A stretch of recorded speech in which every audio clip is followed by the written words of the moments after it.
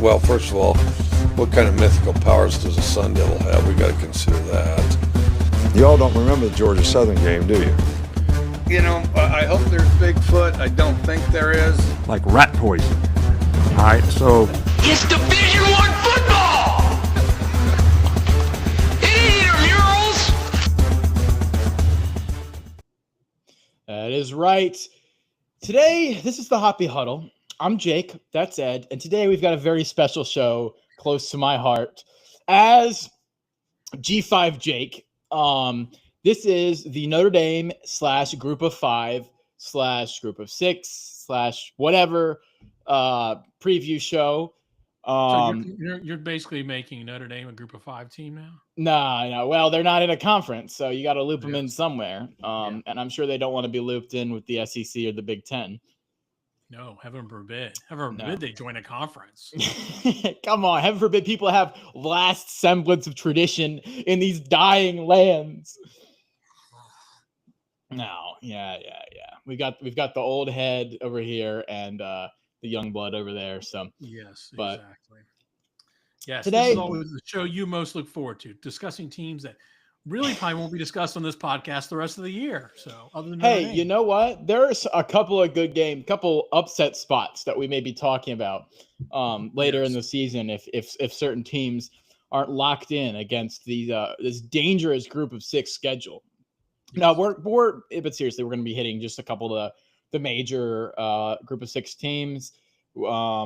Not going to cover every team, just kind of the favorites in some of the conferences and who we think is going to win. And then also talk about who we think is going to compete for that G6 playoff spot, because that is the one thing that will have an effect on the national landscape is who gets that playoff spot from the Group of 6. So there is a spot there and somebody's got to take it. Somebody will have it. And so it'll be that is something that we will talk about for sure as we get towards the end of the season, and something that will affect the rest of the season.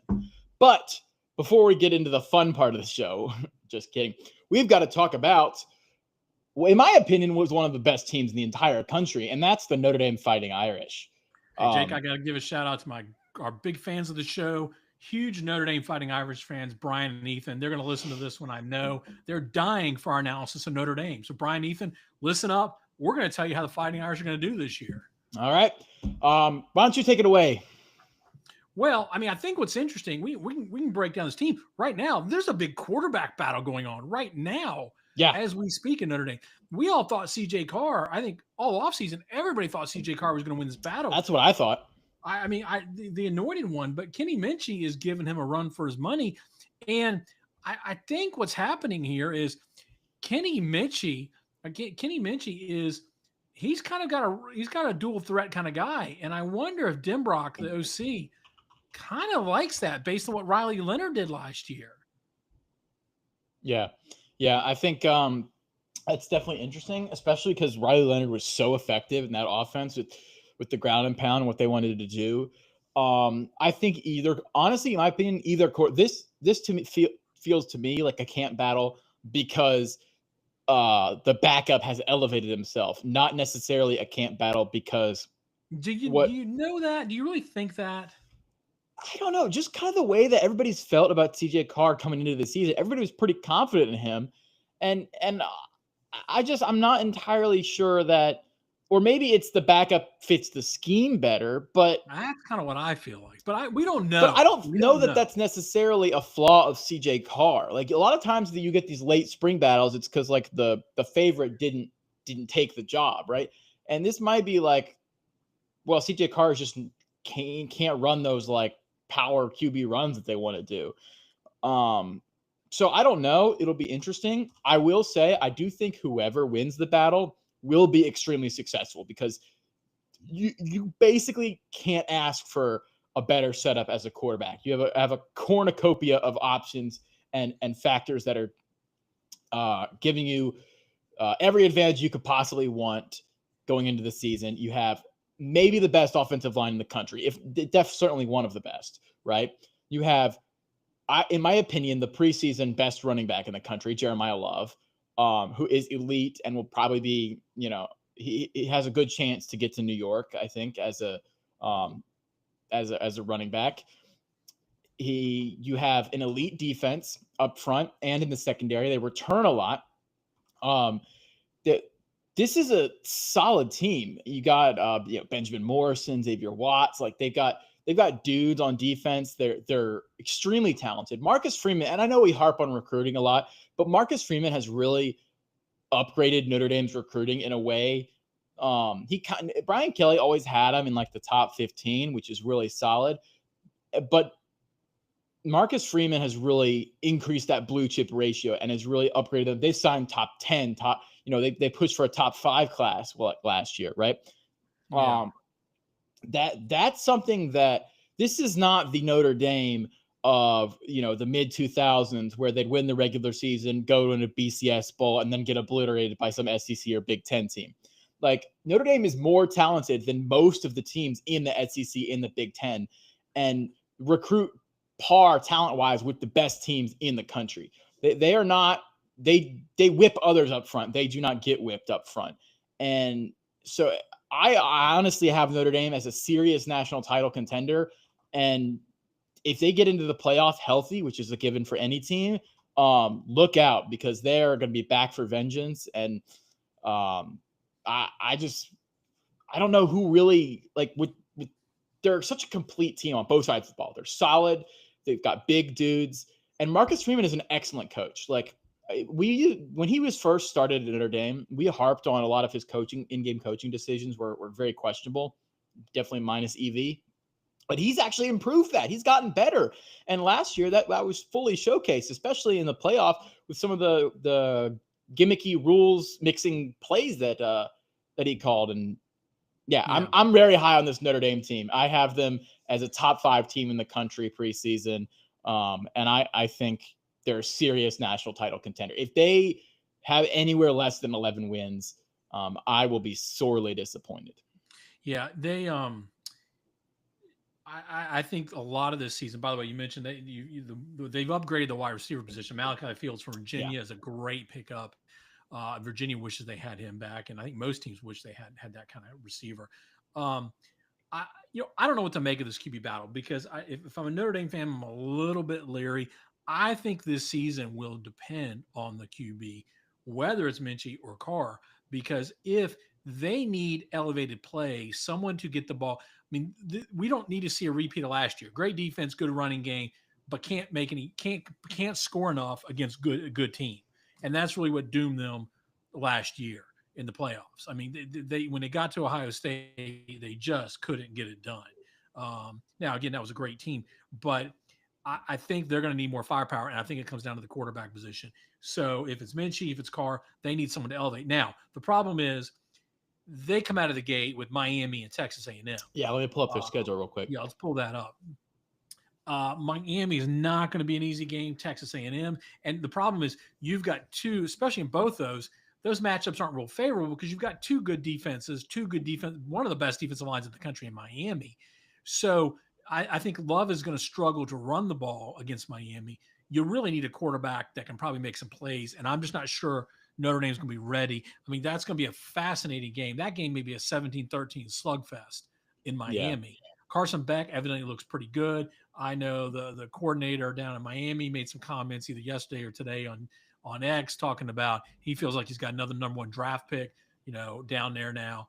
I know. Listen, all offseason is about hype. Unless you're Auburn and you got 3 offensive coordinators. That's for another. Yeah. Well, but we'll get to Auburn. But here's the deal. I mean, you can't afford to lose both those games because I don't think they will. Well, you say that, but if you struggle at quarterback, they're going to be favored in both of them. They're going to be a slight favorite in Miami and Texas. They're going to be a slight. They're not heavy favorites. They're favorites, but they're not. It's not like they're double-digit favorites. Yeah.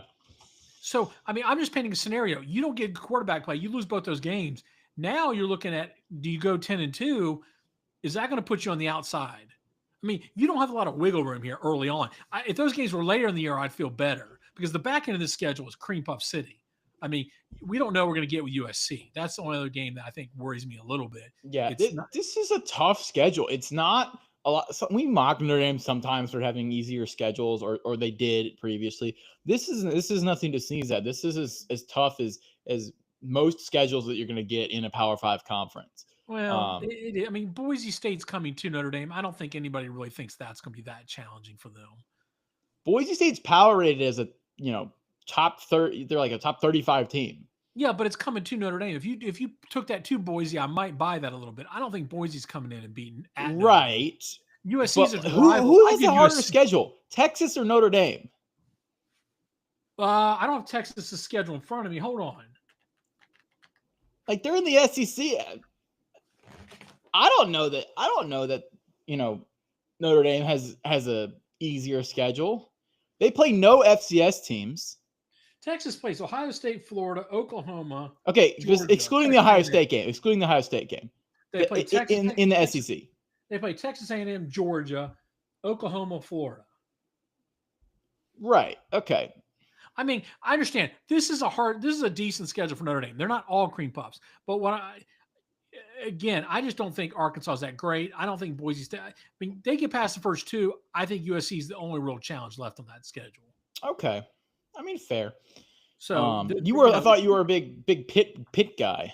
I am, but I like Pitt, but I think there's a big difference between Pitt and Notre Dame. Yeah, I think Notre Dame's a top 5 team in the country. That's why. Yeah. But when I was saying earlier, the quarterback play, I'm talking quarterback play to win a national championship, not just get them into the playoff. Right. That's true. I don't know that they need the best quarterback. Like, I think they can just do the Michigan model, right?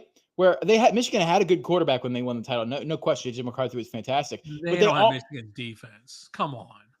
Notre Dame's defense is going to be really good this year. It's not Michigan level. They don't have 14 NFL players in this roster. No, but they have a really good O-line. They have 2 draft picks on the O-line. I agree, but that Michigan team also had J.J. McCarthy. They had some talent on offense too. They had a first round. We'll see. I really like Notre Dame. I'm very high on them, but again, we'll see. We'll see how it goes. Yeah. That Miami game is going to be real fascinating to watch. It's going to be such a great game. I can't wait. Yeah.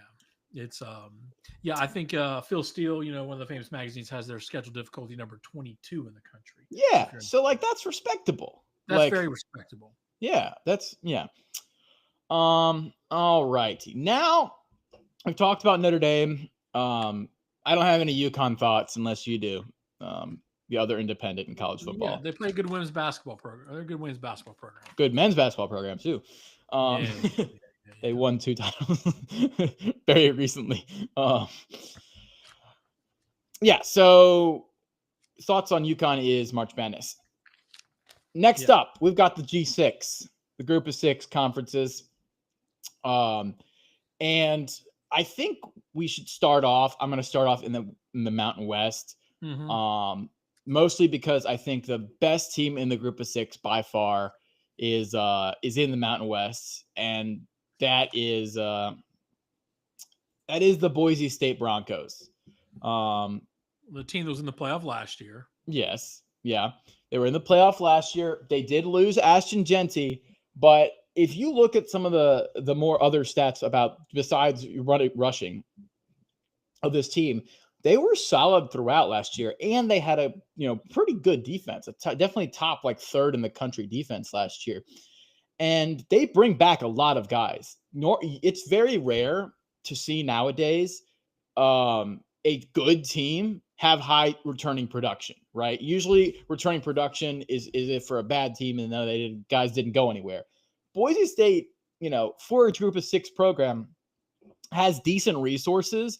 And they spent those resources on retaining a lot of their guys. They lost a couple to the portal, sure, but I'm pretty sure they're like 16th in the country in returning production.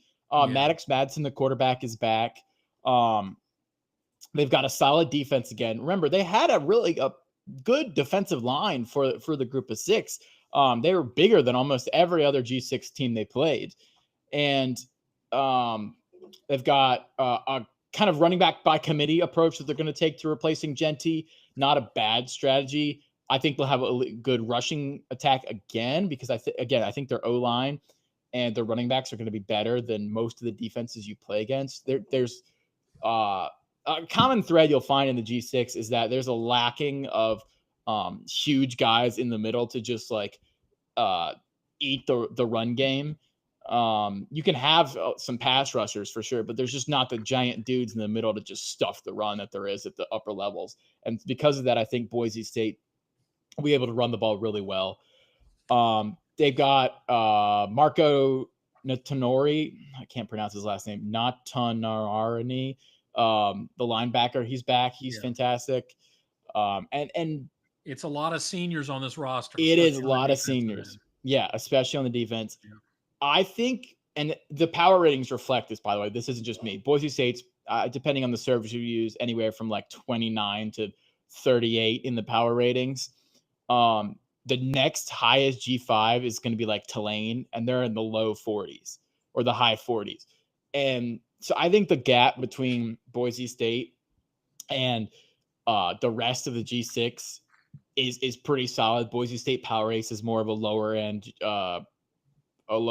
or mid-tier Power 5 team, just because of their age and the strength that they got. And because of that, I think Boise State is going 11-1. I got their schedule pulled up here. And so they got the game against Notre Dame, and we think that's a loss. I think Nacho Man 57 in the chat wanted to talk about some main ranked matchups G6. I think, if you think of Boise State ranked, obviously Notre Dame's impressive.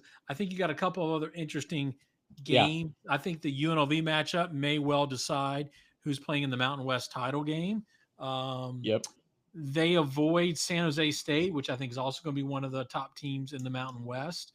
So I think, looked at that UNLV team. You remember that UNLV team's a Dan Mullen coach team now. Yep. They brought Alex Orji over from Michigan. They brought Anthony Calandria over from Virginia. So they tried to load up in the portal. They brought a lot of people in the portal. So I think UNLV will probably be – and we know Dan Mullen was a good game day coach. So I'm real fascinated to see on October 18th, if you're looking for a Power 6 matchup to watch, that would be one to pay close attention to. I think the App State game could be interesting. A little crossover Power 6 matchup. Yeah.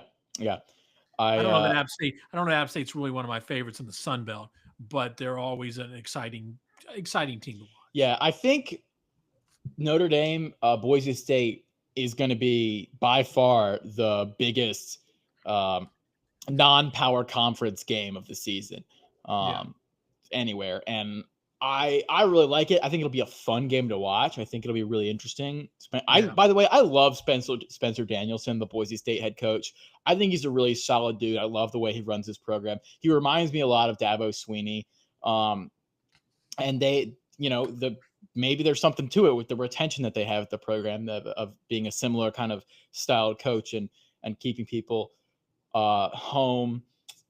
So my Boise State is my pick to go 11-1, win the Mountain West, and make the college football playoff. I think they're that team. I think they're that guy. They're kind of the main character of the G6 at this point. When was the last time they won less than 10 games? Was it even like this century? I don't even know. Right? Yeah, I don't know. It's going to be hard because I think they're already ranked. Their only loss is going to be Notre Dame, and I don't think the polls are going to ding them too much. So if they go 11-1, I just don't see any other team taking that spot over them. I mean, Liberty unless the only we'll get to some other teams in the schedule too. There's a couple scenarios where a couple teams, if they could get an upset against an easier team and run the table, they could pass Notre Dame. Like I think Tulane has Ole Miss, which I don't think, but I think Tulane has a better chance of beating Ole Miss than Boise State does of beating Notre Dame. Yeah, and I think, you look at the Sun Belt, and I think, and maybe we'll get to James Madison, I think they're probably the favorite to win there, but I just don't see them going unscathed in the Sun Belt. And then they play Louisville. So, Boise's just set up. They're just a good team, and they're set up to probably be positioned to take that spot. Here's the San Jose State schedule right here. They're another solid team in the Mountain West. That at Texas is going to pretty much kill their hopes, though, I have to say. So I don't think they're going to be competing for the college football playoff because I think they'll probably get obliterated by Texas, and that will end their chances. Also, I don't think they're going to run the table. Fresno State again is a tough. Fresno State will be a tough out, but in the Mountain West, they're going to be solid. San Jose State, I like what they're building there, but I have UNLV higher than them in the Mountain West. Yeah, I agree. Speaking I do of think I do think I'll have my eyes on UNLV some just to keep my eyes on Dan Mullen. You never know what he's going to do. Speaking of UNLV, here's the UNLV schedule. They got that big game versus Boise State. There's also a chance that could be another ranked matchup. Like you said. But it got a pretty easy out of conference, except for UCLA. Although that's one of the easy. What You said it was an easy out. I did say. I say except, but yeah, I don't know. We already talked about UCLA. I'm not too high on them. I will say it's at home. UCLA is at home. That's kind of a week 3 like upset spot, like on the lookout for UCLA. Mm-hmm. Like a spot where G6 could upset a Power 5. Like that's red alert upset spot for me. Yeah. I would be watching out for that game. Have that on maybe your third screen on September 6th, just as like a corner of your eye, like, I wonder what's going on here. UCLA there, but I think UNLV will be back in the Mountain West Conference title. I see them probably as like a 9-win team would be my guess. I think they probably slip up some other places, but 9 or 10 wins would be my guess for UNLV. All right. And who do we have next? Let's head over to the Mid-American Conference. And here we have got the Buffalo Bulls schedule. And Buffalo, I think they're going to be pretty solid in the MAC. Again, this is within the context of the MAC, right? So 7-6 last year. They did lose a lot of players, but they've been pretty solid recently. I think they're Al J. Henderson and Ja'Kai Long at running back are pretty solid. And I think as MAC defenses go, they'll be pretty good, which, if you have any sort of like functional defense in the MAC, that gives you a huge advantage. I don't think they're much of an upset threat against Minnesota, but they do have some interesting out of conference games against Troy and against UConn. Note for all the people watching, UMass is now in the MAC. We've had realignment. UMass is in the MAC, in case you have not been paying a ton of attention. Actually, now that I mention it, I'll go over the little bits of realignment that have happened in the group of 6, in case y'all tuned out a little bit. UMass is in the MAC now. We have, remember, Oregon State and Washington State are in the Pac-12, which is really the Pac-2. The Sun Belt, Sun Belt's the same, I think, that I can remember. But the CUSA's added Delaware Blue Hens this year, and the Missouri State Bears, as well as the New Mexico State Aggies. And where did New Mexico go? Oh, New Mexico's in the Mountain West, right? Okay, yes. Yeah. So, just a little like realignment update in case you haven't. Delaware Blue Hens moving up from FCS, Missouri State Bears moving up from FCS in the CUSA. So you think Buffalo's your pick to win the MAC? I actually have I have Toledo, the next team up here. I think Toledo. I think Toledo's the best team. Yeah, Toledo is definitely the most talented team. That at Kentucky game is definitely a loss. Western Kentucky. Fun fact about Western Kentucky: they're bringing in another offensive coordinator QB combo from Abilene Christian. And if you remember Abilene Christian back last year, of the fame of almost beating Texas Tech, right? They scored like 50 points against Texas Tech last year. Western Kentucky did that strategy with Bailey Zappi a few years back, and it worked out well. So maybe something there. But Toledo, I like Toledo in the MAC. They've got more resources and more talent than pretty much everybody else. A lot of upperclassmen on this team. Yeah, I see them probably maxing out at 10 wins though, just because of the tough games with Washington State and Kentucky. That exactly. I don't see them going much higher than 10 wins. I think it's just kind of their ceiling, but I still think that gets them to a MAC championship.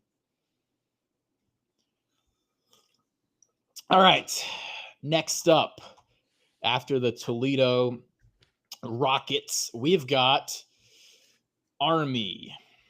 Yes, we need to talk about the service The academy. service academies. Now, Army in the American Conference, no longer the American Athletic Conference, by the way. It's the American Conference, not the AAC, just the AC. I'm going to have to get used to that. Saying the AC doesn't sound right for a conference, but nor does saying the American, because just like, what are we saying here? But, good rebranding. They got the first conference mascot ever. They've got a mascot for the conference. The American does. Mm-hmm. Forever creative, the American. So, what do we got here? We got Army has playing, of course, they got the Navy game, which I do think they've got to move that at some point, right? Like, it's just too weird being after the conference championship game. It's always been there, but I know, but I look, I like it being there. It feels like a strange like coincidence, and I don't know. We'll see. Somebody, I don't know if it was one of the podcasts talked about, we should have Army and Navy be the first game of the season. Oh, that's a good idea. I hadn't thought of that. Have all the attention, the pageantry, kind of into the like summer. week 0. Week 0, the first Ooh, game. I like that. I like that idea. Celebrate football. Let's celebrate Army, Navy, and give them the attention they deserve. Everybody would watch it. Heck yeah, absolutely. And just have a deal that like no one else can have a game during that time slot, like noon on week 0. Like December 13th, we're all doing Christmas shopping. There's Christmas parties. I mean, how many times have I not seen the end of Army, Navy because I'm going to a Christmas party? Yeah, it's not a bad idea actually. Army, they've got some tough games. At Kansas State is certainly tough. At Tulane, at Air Force, playing up in the mountains is not easy. But they do lose Bryson Daly. Who's their quarterback this year? It's Coleman. Coleman. Okay. Yeah. Right, Dwayne Coleman. Yeah. Dwayne Coleman. Yeah. They also lose running back Kanye Udo. He was a subject of some memes the offseason because he transferred from Army to Arizona State, which is about the biggest culture shock and culture change that you can have in any possible college combination, going from Army to Arizona State. I think Army will be solid. I don't think they'll be as good as they were last year. I see them at about 7 wins is kind of where I have them. I'm a little down, but I'll be rooting for them as always, except in the Navy game because go Navy.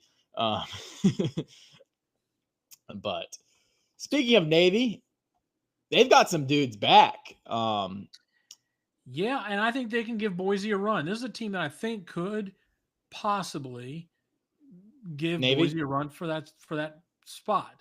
Because you look, I mean, first of all, Blake Horvath is back. I mean, so they got their leader on offense. They've got a lot of people. They're returning a lot of people on the offensive side. Yep. It's a team that went 10-3 last year. I know they beat Oklahoma in the bowl. Now that's not a big deal. Oklahoma wasn't that great last year, but still gave them some confidence. The schedule is favorable. Can you pull up Navy's schedule? Yes. I don't have Navy's schedule actually. Well, they avoid Tulane and they avoid UTSA in the American. Okay. So they avoid, I think, a couple of the tougher teams. They're going to get a pretty manageable schedule. 3 games break, 3 games break. I don't.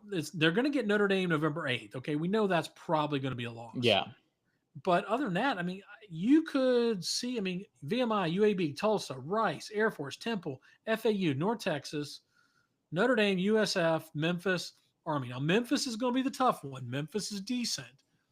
But you could paint a 10-2 picture, 11-1 pretty easily. That could get them in the American Championship game to maybe face a Tulane. Yeah, maybe they could. And if they win that, then maybe they're up there competing for that playoff spot. Yeah. I mean, this is anytime you get a veteran quarterback like that. This was a team that exceeded expectations last year, 10-3. I think could be the year for Navy. Yeah, I actually agree. A lot of people have Memphis as being a big competitor in the American Conference. Yeah. I'm not super high on Memphis. I like Memphis, but I just don't think, they did have 10 wins last year. Ryan Silver, they're good coach. I don't know about Memphis really. Like they got a tough schedule. I don't have it. I think they play at Georgia Tech, right? No, it's at Georgia State. Oh, Georgia State. My bad. Yeah. Yeah, the schedule's not terrible. Memphis really does. I mean, the only tough one. I mean, they do play one SEC school, and that's Arkansas. I mean, Okay, here we go. other Here's than the that, Memphis American schedule.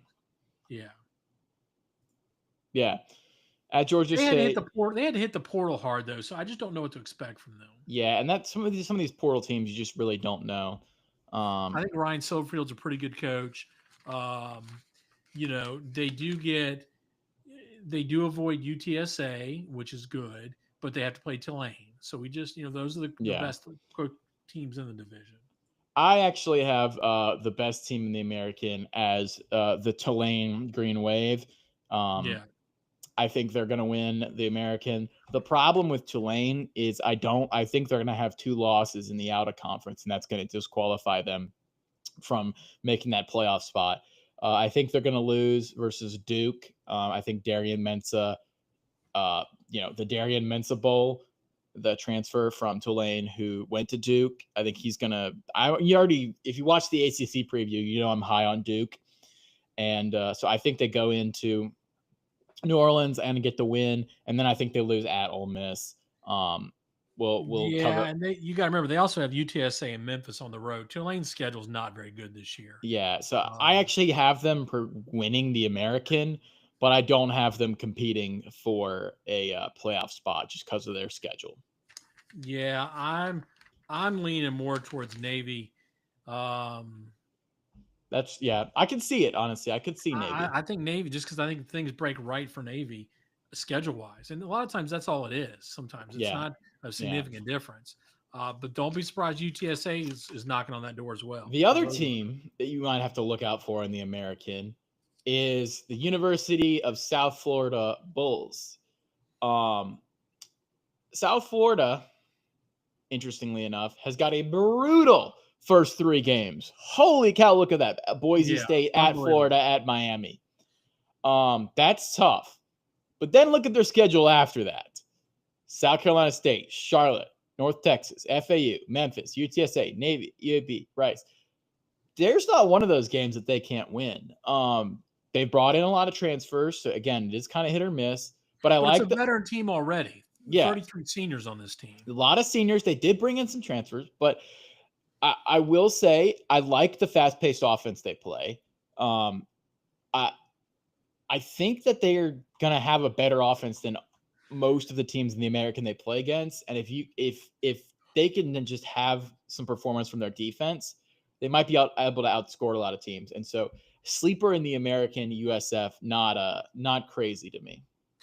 Yeah, they not a bad sleeper, but they won't get the playoff spot. They will have the out of conference too crazy. They won't get the playoff. They're just not going to beat Florida, Miami. There's no shot. They're not going to beat Boise either. Not going to be Boise. They'll be 0-3 start the season, and then they may end up, 7-5, and they could still win the American. Yeah, they could. Yeah. Yeah. Okay. Oregon State. The Oregon State Beavers. So welcome to the Pac-2. This is what we like to, as one of my friends coined it, Paction. West Coast Paction. Oregon State and Washington State. And you may be looking at the schedule and being like, is this photoshopped? What's super weird about this schedule? Well, if you look down here towards the bottom of the schedule, you'll see Washington State is on there twice. And that is because Oregon State and Washington State have an in-season home and home. I'm here for it, honestly. They're going to be great rivals by the end of this. It'll be really interesting to see an in-season game like that where you play once and then you get to game plan against the same team 3 weeks later. I'm honestly a little, as much as I can catch it on rivalry weekend, I will be slightly interested to see how that second game goes just because of the amount of game planning and prep you'll have for that. Michigan and Ohio State, or maybe Texas and Oklahoma. Well, I think they should move that to like a Friday night or Thursday night or something. Because, if this is on Thursday and there's no other games on, I'm absolutely dialed into watching this, right? But, on Saturday, there's a lot of other games that are going to be taking up my time. I do think those out-of-conference matchups against Texas Tech and Oregon are interesting. I think they'll lose to Oregon for sure. Be on a lookout a little bit against Texas Tech. They You're do just have. a Texas Tech hater. Come on. They're not I being am a Texas Texas Tech. Tech hater, but okay. Oregon State's not a horrible team. They got Malik Murphy, the quarterback, right? He had a couple good games for Texas when he was at Texas. If you remember, he played pretty well for Duke. You know, Yeah. he's not a bad quarterback. I do think they can beat Cal. Fred, there's a lot of teams on here. This is not a easy schedule. But there's a lot of teams on there that can beat App State, Wake Forest, Lafayette, Tulsa, Sam Houston. Like there's a lot of easy games. Two really hard games, and the Washington State matchup is very interesting. I like what they're building at Oregon. Oregon State is really unfortunate to me because they started investing big in football like 3 years before they got kicked out of the they got left in the dust. Yeah. So they have a really nice stadium. They have really nice facilities, and they actually have pretty good infrastructure and alignment. It's just unfortunate the circumstances they're in compared to a lot of teams in conferences that are not aligned and don't have infrastructure. They're a really well-oiled program that just got left in a bad spot. I do think it'll be interesting to see how their defense plays. I don't think their defense is going to be that good. Their secondary is a little sus, but I'll be interested to see how Malik Murphy does for sure. All right. Next up, we have got the Washington State Cougars, Wazoo, as they say. This is one of the most interesting under the radar stories in college football, in the fact that Wazoo basically just imported the FCS national champion. Okay, they took the coach, they took like 20 players from South Dakota State, and they just brought them all to Wazoo. And so we've seen, a coordinator, a quarterback, individual players that were really solid at FCS get imported up and do well, and actually succeed. Cam Ward, Bailey Zappi, like there are examples of this happening. We've never seen like an entire team move like that. That was good, and not a bad team. Get imported up to the next level and be at a program with better resources. And I don't know that they're going to be really good, but they're going to be fascinating to watch. They're going to be fascinating to watch lose. Yeah. Okay. All right. I mean, you're right. Washington's going to kill them. Ole Miss will kill them. Virginia's going to beat them. Oregon State's going to beat them. James Madison's going to beat them. I mean, North Texas will probably beat them. Colorado State's going to beat them. Okay, but I'm trying to keep some optimism here. Come on. Yeah. Even Nacho Man 57 knows this. Yeah. No, Wazoo is going to have a tough year, but it is just interesting to see that they're an FCS team coming up, but with an asterisk on that, they are an FCS team coming up, and they're probably going to lose a lot of games. I do think they're in a position to be a really solid program in the G6 going forward, especially when the new Pac-12 reconstitutes itself next year. But as for this year, I think it's going to be an L. Yeah. Yep. Agreed. But just wanted to throw a little tidbit about, basically the whole South Dakota State team coming over, especially I think their entire starting secondary is basically from South Dakota State. So yes. What does that mean? I don't know. Now we're going to talk about a team. Yes. Now let's talk about a team. And this is the Dukes, man. So, okay, you go first. Well, James Madison Dukes. I work with a lot of Dukes. I go to, this is also known as Atlee High School North, University. University of Atlee High School. This team, 9-4 last year, I think has a lot of potential in the Sun Belt. They are my favorite to win the Sun Belt. Now, I agree. I'm with you. I think Louisville is going to be a tough matchup on the road. I think that's an L. The Liberty game, I think, is going to be interesting because this is a tough game for Liberty. This is out of conference for Liberty. I think they're better than Liberty. Liberty's pretty good for CUSA standards, but I don't think they're at the level of James Madison. I like the number of returning people for James Madison. ODU will be the homecoming game, but really when you look at that calendar, there's really nobody else left on that calendar that scares me. Yeah. I think it's a very workable schedule for the Dukes, And I expect the Dukes to be competitive and compete, and probably be playing for the Sun Belt Championship. Yeah, and they've got a lot of returning dudes on the lines of scrimmage, They do. which is for a group of 6 team is crazy because that almost never happens. And if you've got good lines in the Sun Belt, you could basically just run the ball through people, right? Yeah. Like there's not a lot of teams in the Sun Belt that have the defensive or offensive lines to really stop JMU. I think Bob Chesney, back at Holy Cross, he ran the ball a lot more than he did last year. I think he may return to sort of that this year, more run heavy. Yeah, lots of like fun little matchups in there. Washington State, at Liberty, at Louisville, all good matchups. And JMU, they've got the resources to be a perennial Sun Belt contender, and they've really invested in football. So And they care about it too. And they care. They absolutely care. They sell out games there. So I think, yeah, I'm pretty high on JMU. I'm with you, JMU. Yeah. All right. Next up, we have got the Thundering Herd of Marshall. Was this Southern Miss or Marshall? This is Marshall, isn't it? Or I have the Southern Miss schedule pulled up? Hold on. I don't know. I just thought all the people from Marshall went down to Southern Miss. Oh yeah, yeah. So there's that fun little nugget here. Do you want to explain that? No, we'll talk about Marshall. Yeah. Okay. So Marshall, they lost all their players to the portal. Essentially, this is a complete rebuild. They, like I said, Jay Huff. They have 4 starters returning. Yeah. Huff went to Southern Miss and took a bunch of players with him. It'll be interesting to see what he does at Southern Miss, but good season last year. Where they get 9 or 10 wins. The defending Sun Belt champs. Yeah, they won the Sun Belt. They have more returning players on the Southern Miss roster than they have on their roster. That's true. Yep. They brought in Zion Turner from UConn. They're bringing in Michael Allen from I forget where, but yeah. So it'll be interesting because Marshall, I think, because there's so many new players, you get that variance where it's like they could end up being really good. I don't know how they're going to do, but I figured, they deserve some mentioning just because they're a strange situation. I think obviously lose to Georgia.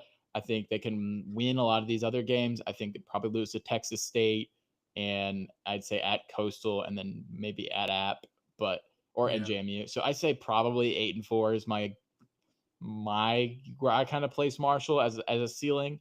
I definitely think 7-5 is the most likely scenario for them, but it'll be interesting because there's a lot of internal drama in Marshall going on last year, and if they can kind of get that ironed out, I don't see why they can't be competitive in the Sun Belt. Yeah. Let's see what else we got. Let's see. Also in the Sun Belt, Arkansas State. That is Butch Jones, right? Arkansas State. Yeah, fifth year there. His 5th year. Yeah. Really? It's been 5 years? It's been 5 years. Dang, it feels like they just hired him yesterday. Yeah, so Arkansas State, they have they went 8-5 last year. Pretty solid year. They're gonna have a strong passing game again this year, would be my guess. Jalen Raynor is back. So they're a little weak in the secondary, actually a lot weak in the secondary. So I would expect kind of some shootouts, probably lose to Arkansas and Iowa State. But they've had a solid program there. They've been pretty physical and explosive. So again, if it's not JMU in the Sun Belt, maybe watch for Arkansas State. Again, I think JMU's probably got it on lock, but you never know. And who else? Let's see. Okay, so we're going to talk about one CUSA team, and that is the only CUSA team that really has a chance to win the CUSA and make it to the CUSA Conference Championship game. I think you mean the Liberty University Invitational, because this is the easiest schedule in college football. There's Yeah. 132 teams, right? 131. 33, 136. 100 Yeah, they're close to whatever. the bottom. Yeah. This is the easiest schedule in all of college football. So, and Liberty is not a horrible G5 team. They are miles better than everybody else in the CUSA, and I think they'll probably be like a very slight underdog with James Madison, although they might even be favored at home by 1 or 2 points. But honestly, it's going to be crazy because I think Liberty could easily run the table. The only tough game is going to be the JMU game. And even if they run the table, they will not be competitive for the G5 playoff slot. No. Because 11-1 or 10-2 should get the spot over them. Yes, and then they will not get the G5 playoff spot because they don't play any Power 5 teams. They don't even play any good G5 teams out of conference. The CUSA is atrocious. So bad this year. CUSA is basically just FCS teams from 3 years ago. Delaware, Missouri State, Kennesaw State, right? Old Dominion from a while ago. Like some of the, and then they're out of conference, they get MAC teams and an FCS team, Maine. Like they basically have a half FCS schedule. And so really feel. Yeah, and they're going to roll through it. And it's not going to be close. They do lose, Caden Salter's gone. But I have faith in Jamie Chadwell's offense. He always seems to get things rolling. I think they'll blow through their schedule. They'll probably get a decent bowl game, like the Quick Lane Bowl or something. But I don't see a scenario unless there are no if there's no 11-win G5 teams at all, maybe they get in that slot. But that's extremely unlikely, and they need to start scheduling out of conference. And I think they schedule Virginia Tech next year or 2 years. They're trying to beef that up, but yeah, it's kind of going to be a weird situation. But yeah, couldn't agree more. But hey, yep. And I heard that they want to be in the Sun Belt, but the Sun Belt doesn't want them. I don't know. Yeah, that would not surprise. They would fit really well in the Sun Belt, honestly. But if you're the Sun Belt, do you really want to invite? You want to invite the wolf into the sheep's pen? Because Liberty has more football funding than basically every other G6 except Tulane and Boise State, right? From funding wise. And if you're the Sun Belt, do you want them to come into your conference and just steamroll everybody? Because if they get in that next level and can get a little bit more better recruiting, they'll start spending, and you don't want that if you're the Sun Belt. But yeah, that's what we've got for today, folks. I know we rolled through some of the major G5 teams.